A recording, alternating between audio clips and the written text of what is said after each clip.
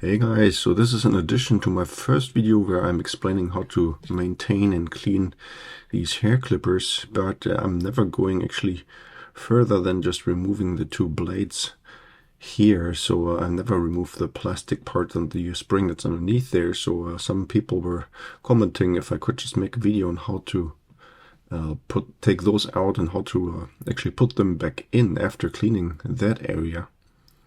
So which is actually kind of tricky. It's tricky to get at to put these parts back together. So you see this little plastic piece here, and underneath you find this spring. And usually there's also a lot of hair that's collecting in there.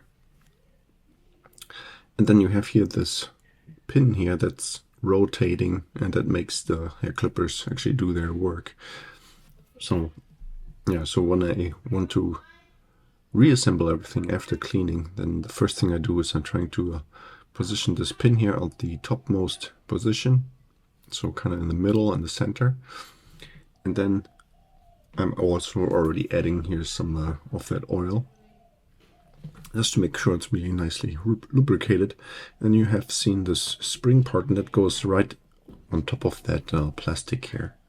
So in between that metal bracket and this plastic, that's this little slot here. And that's where you put the spring. And I'm going to first show you this with only the spring. So normally there's this little plastic piece that goes on top. But when you put the spring in, then it has to go all the way into the back. And that will cause these two pins here, these two ends of the spring, to just kind of pop out. And that's very important that this is the case. So if you don't put the spring in the right way, then these two tips here will not show up or poke out the way that they do. So now, of course, we do have to install the spring together with this plastic clip here, with this plastic piece. And the two ends of the spring, those are supposed to end up here in those little two holes that we see here on the left and on the right side. So you have to try to get those in there first. In this case here of this model of the clippers, it was kind of difficult to make them to both stay in there at the same time.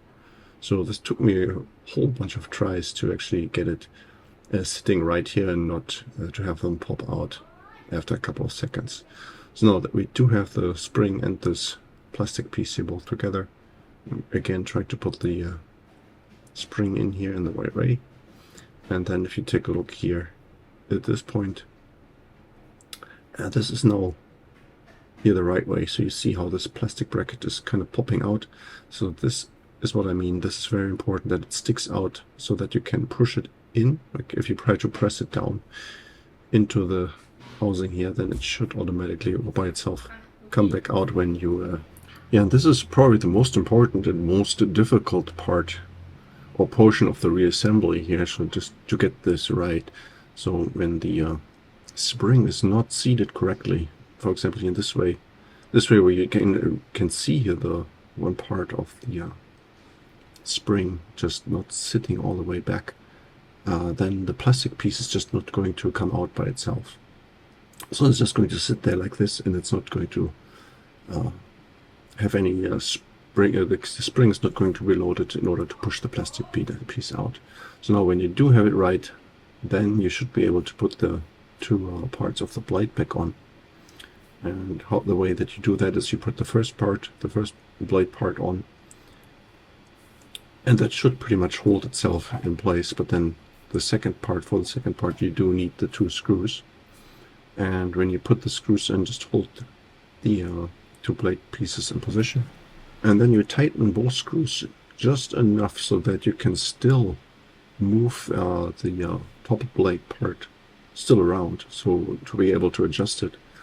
But you don't make it too loose so that it's just kind of flopping around. So you're going to find the right spot. So on how tight the screws have to be, and eventually you have to loosen it again a little bit more.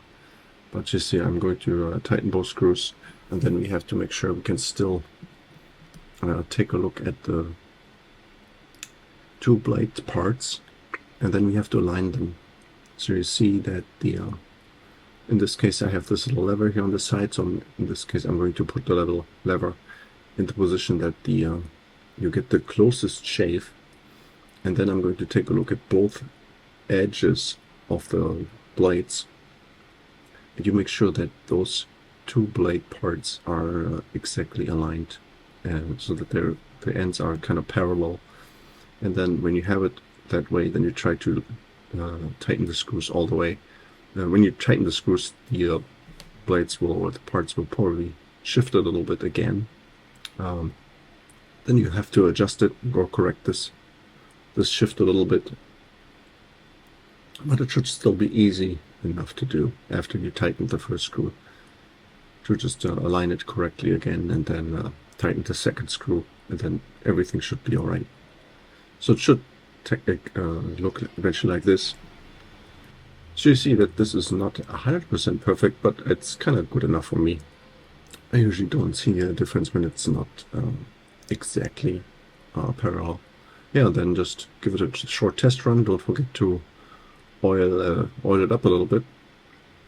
And yeah, that was already it. Hope you found this video helpful. If you have any more questions or comments, then please leave a message below.